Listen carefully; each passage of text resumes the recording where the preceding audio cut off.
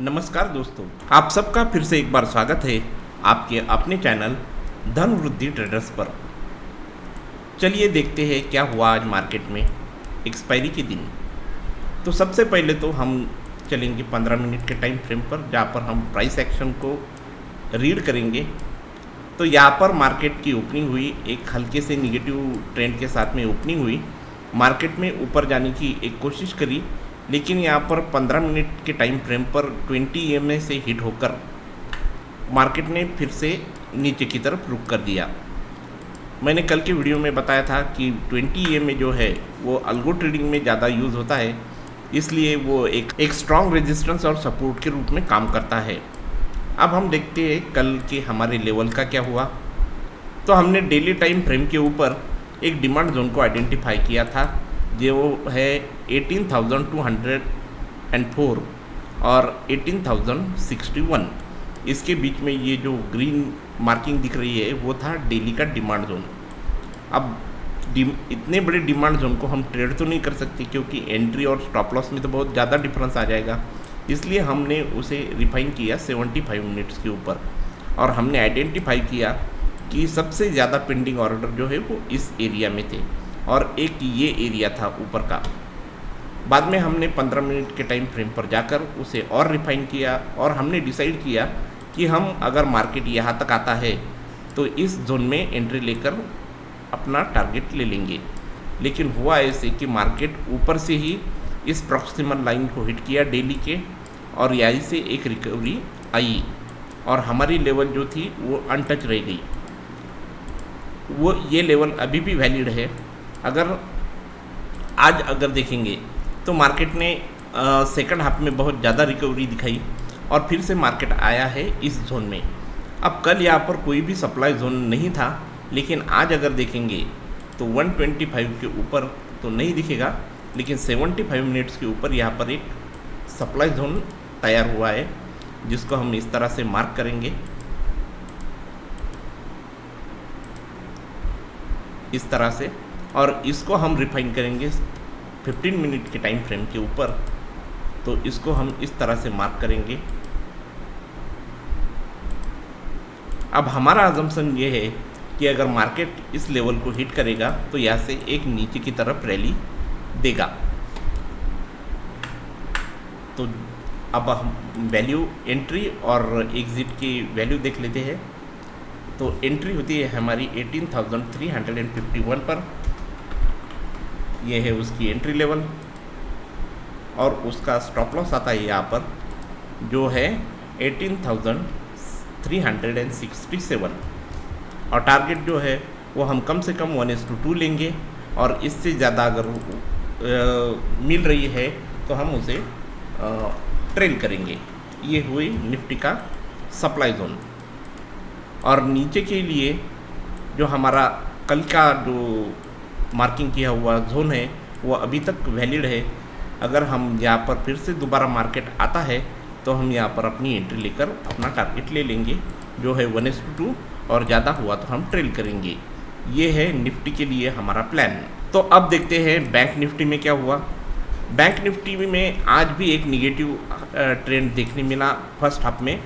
तो निगेटिव, हल्के से निगेटिव शुरुआत के बाद में मार्केट ने निगेटिव ट्रेंड को कंटिन्यू किया, और मार्केट यहाँ तक नीचे आया।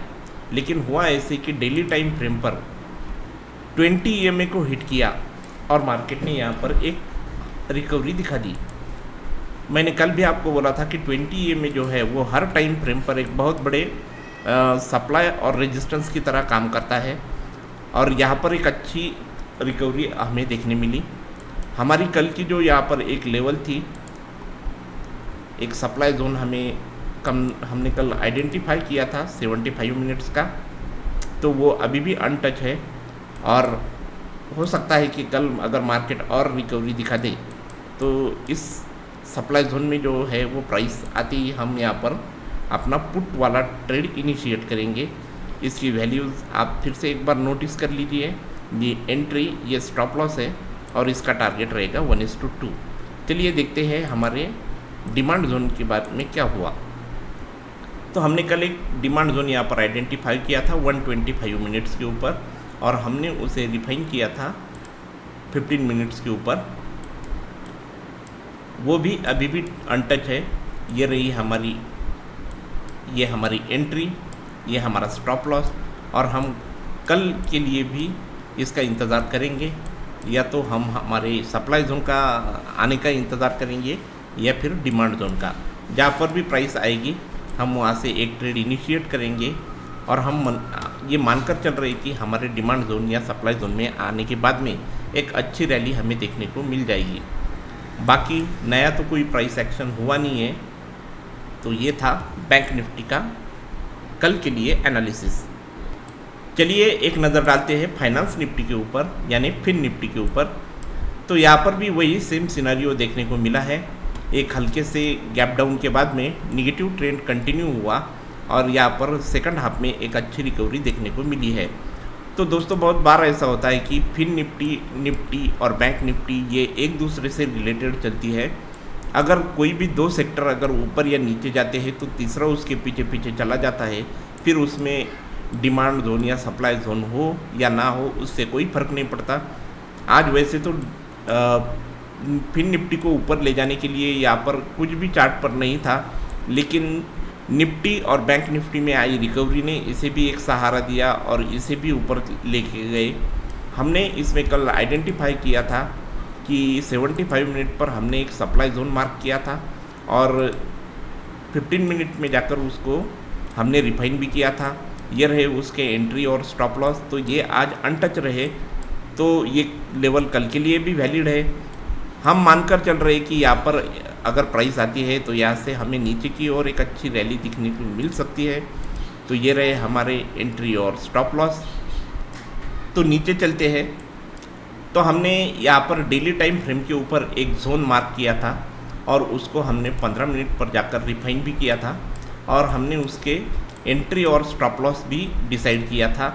ये रहे हमारी एंट्री और ये रहा हमारा स्टॉप लॉस। तो ये आज भी अनटच है, तो ये कल के लिए वैलिड लेवल है। हो सकता है कि कल मार्केट नीचे आकर इस डिमांड जोन को हिट करेगा तो हम हमारा कॉल पोजीशन इनिशिएट करेंगे, या फिर ऊपर जाकर अगर इसको हिट करती है इस सप्लाई जोन को तो हम हमारा पुट का ट्रेड इनिशिएट करेंगे। तो दोनों भी सिचुएशन में हम कल के लिए तैयार है। हमारे दोनों लेवल जो है वो आज भी अनटच है।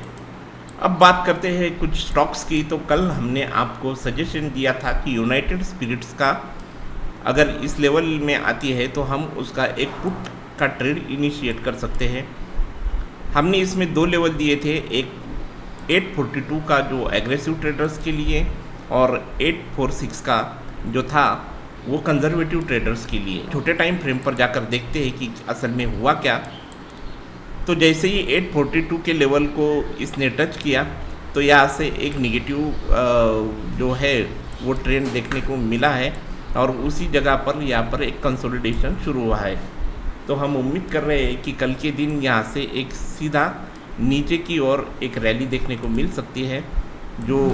ये जो ट्रेड है ये पूरी तरह से एक पोजिशनल है, जिसे 3 या 4 दिन लग सकते हैं। ये था मैकडॉवेल का हाल। इसी के साथ कल हमने आपको डिक्सन टेक्नोलॉजीज़ का एक पुट भी दिया था, जो हम उम्मीद कर रहे थे कि हमारे जोन में आकर यहाँ से एक नीचे की तरफ हमें रैली दिखाई देगी। तो यहाँ पर आज एंट्री मिल चुकी है। तो 15 मिनट के टाइम फ्रेम पर अगर जाकर देखेंगे तो यहाँ पर जैसे ही स्टॉक इस लेवल में एंटर हुआ तो यहाँ से एक साइडवेज हो गया, और हम उम्मीद करते हैं कि कल के दिन यहाँ से एक निगेटिव रैली हमें देखने को मिल सकती है। ये भी एक पोजिशनल ट्रेड है, तो इसमें 2 से 3 या 4 दिन भी लग सकते हैं। अब देखते हैं हम कल कौन से स्टॉक को ट्रेड कर सकते हैं। तो सबसे पहला स्टॉक है अशोक लेलैंड। अशोक लेलैंड एक वीकली डिमांड जोन में आ चुका है, और इसी वीकली डिमांड जोन के अंदर 20 EMA का भी सपोर्ट मिल चुका है। जैसे कि हमें पता है कि 20 EMA स्ट्रॉन्गेस्ट लेवल का रेजिस्टेंस और सपोर्ट की तरह से काम करता है। हम लोअर टाइम फ्रेम में जाकर देखेंगे कि यहाँ से एक बड़ा फॉल देखने को मिल चुका है। अब इस जोन का ओरिजिन हमें पता करना है कि कौन सा है। तो हम जाते हैं 125 मिनट के ऊपर, फिर भी यहाँ पर कोई क्लियर नहीं है, इसलिए हम जाते हैं 75 मिनट्स के ऊपर। तो हमने ये यहाँ पर मार्क किया एंट्री थी 144.17, तो इसमें एंट्री हो चुकी है और इसका स्टॉप लॉस था 144.15।